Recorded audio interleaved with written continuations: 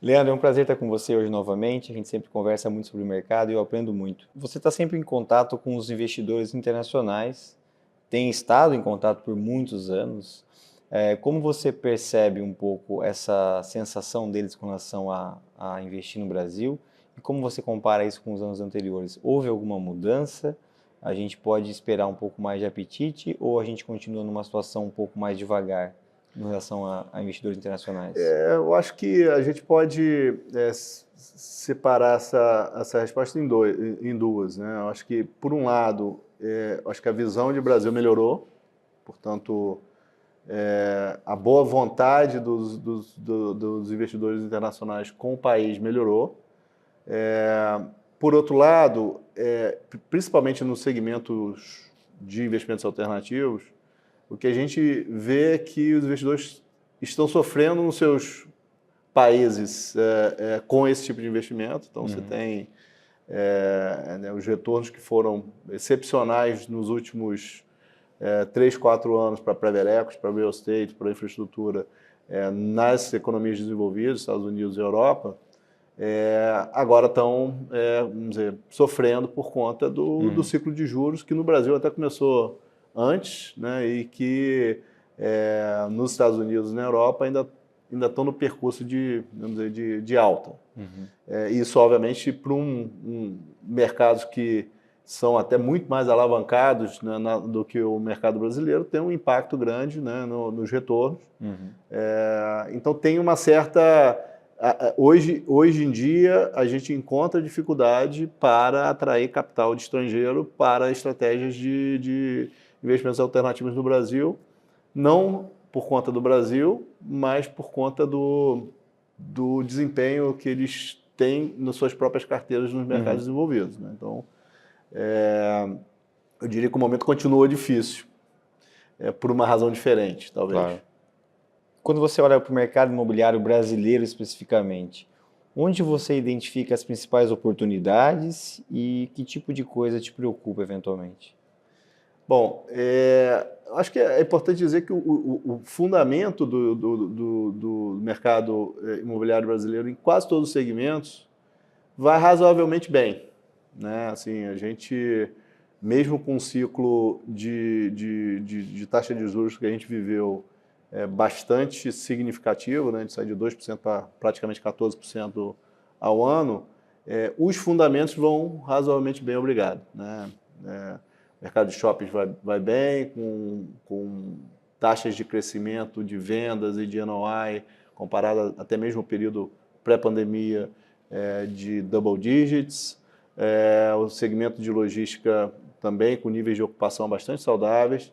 O segmento de escritórios, né, apesar de ainda ter um nível de vacância mais alta, a gente enxerga um cenário bastante interessante, porque quando você olha, principalmente o mercado de São Paulo, que é o melhor ou maior mercado, né, e muito dominante no mercado de escritórios no Brasil, quando você olha a oferta que tem para entrar no mercado nos próximos 3, 4 anos, ela é muito pequena, né? Então, essa vacância hoje, ela tende a gradualmente cair, porque você vai ter necessariamente uma absorção líquida positiva aí nos próximos trimestres, né? Então, no segmento residencial, eu acho que talvez tenha sido o que mais sofreu com a alta de taxa de juros, mas veio de um desempenho excepcional Excelente. até mesmo durante a pandemia, né? Foi o segmento junto com logística que continuou performando muito bem.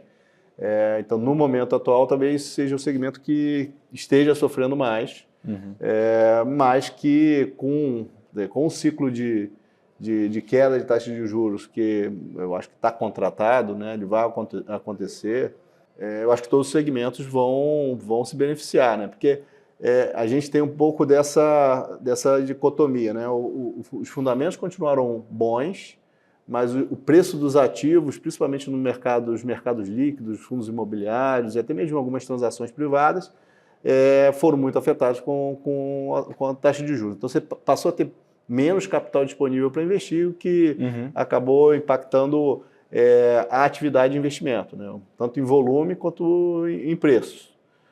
Mas os fundamentos continuam muito bons, o que acaba gerando uma excelente oportunidade de investimento, né? Porque quando você tem um cenário, e talvez na recessão de 2014, 15, 16, a gente tenha vivido isso, né? Você tinha um cenário de taxa de juros subindo, taxa de juros alta, e os fundamentos do mercado muito ruins, né? Vendas de shoppings caindo, vacância aumentando, velocidade de vendas dos empreendimentos residenciais muito baixa, dificuldade de venda.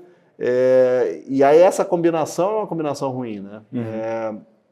Agora não, você sabe que tem um ciclo de baixa de juros para acontecer e os fundamentos do mercado estão bons. Então, você tem a oportunidade de comprar ativos abaixo do custo de reposição, eventualmente, principalmente se for comprar no mercado secundário de fundos imobiliários, o que acaba sendo um investimento relativamente seguro, uma aposta relativamente segura para surfar o próximo ciclo de alta. Legal. Vamos falar um pouco da Vinci Partners. Se tivesse que definir em 2 ou 3 pontos, o que faz da Vinci Partners diferente ou até melhor dos competidores? A Vinci consegue ter, ao mesmo tempo, um tamanho que permite que a gente entregue para os investidores um nível de governança, de institucionalização, de controles de um grande player, de um grande banco, mas ao mesmo tempo ela tem a proximidade do investimento com os times dedicados a cada uma das estratégias.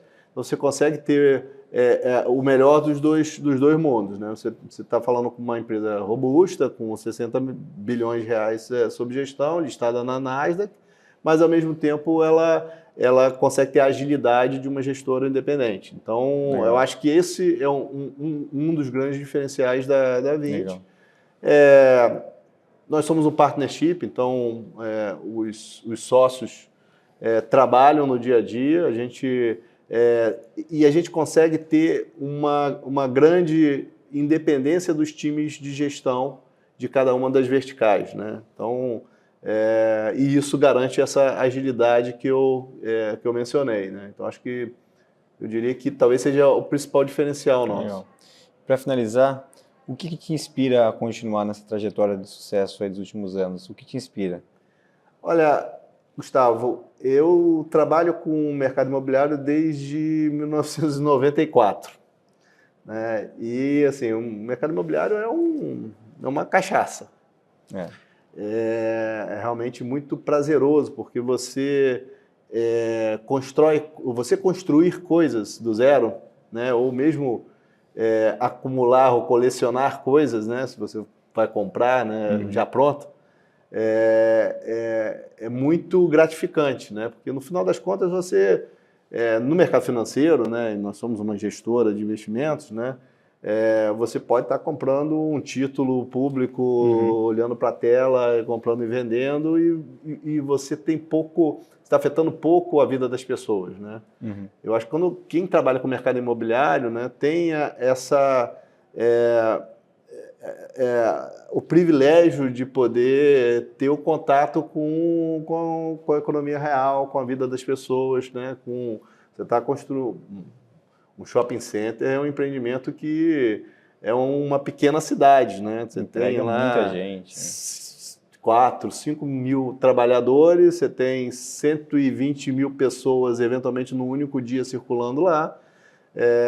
Então, você tem ali um impacto grande, né? Da mesma forma, quando você constrói um empreendimento residencial, quando você constrói um prédio de escritórios, quando você um empreendimento logístico, né? Que até as pessoas têm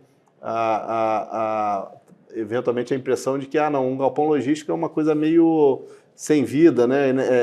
Vazio, né? Mas são operações muitas vezes grandes, né? A gente tem galpões alugados grandes, de 70 mil metros quadrados, alugados por uma empresa que tem 2, 3 mil pessoas trabalhando lá diariamente, né? Fora o que se movimenta na economia, né?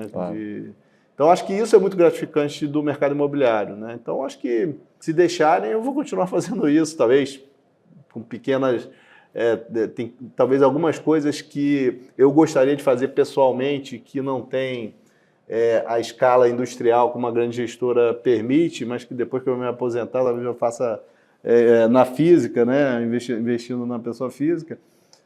Mas eu certamente vou continuar trabalhando com isso de alguma maneira por o resto da minha vida. Aí. Legal. E se você pegar todos os asset classes que a gente tem hoje no Brasil, tem algum que você entende que apresenta as melhores oportunidades no momento? Do segmento imobiliário? Imobiliário. Olha, a gente tem observado o segmento de shoppings performando muito bem. Nós temos um portfólio aí de 20 shoppings, né, no Brasil. E a gente tem acompanhado tanto vendas quanto NOI crescendo aí double digits em relação ao ano passado, em relação até mesmo, como eu disse, pré-pandemia. Esse é um segmento que eu gosto muito. Eu tenho até uma relação mais longa com esse segmento, porque antes da 20 eu fui de uma empresa de shopping, então acaba tendo uma relação mais próxima. Então esse segmento é um segmento que eu acho que no curto e no médio prazo está performando muito bem.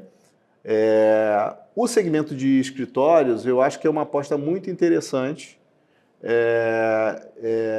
para um capital que possa ter um horizonte de investimento um pouco mais longo, porque eu acho que oportunidade de potencial ganho de capital relevante em alguns ativos. Né? O segmento de logística, eu acho que vai super bem, né? Acho que no mundo inteiro.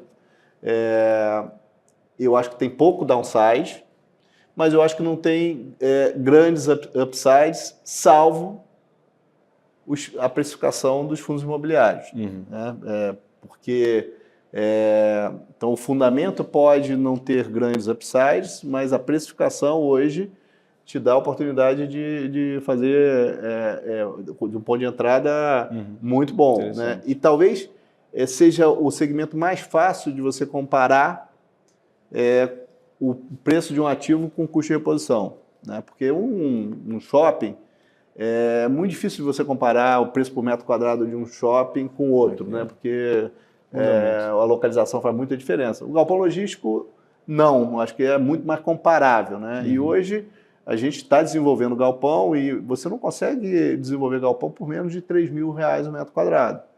E você encontra no mercado de fundos imobiliários portfólios inteiros, maduros, de excelentes ativos, praticamente 100% locados a R$2.700, R$2.800 o metro quadrado. Então, realmente, tem uma oportunidade aí.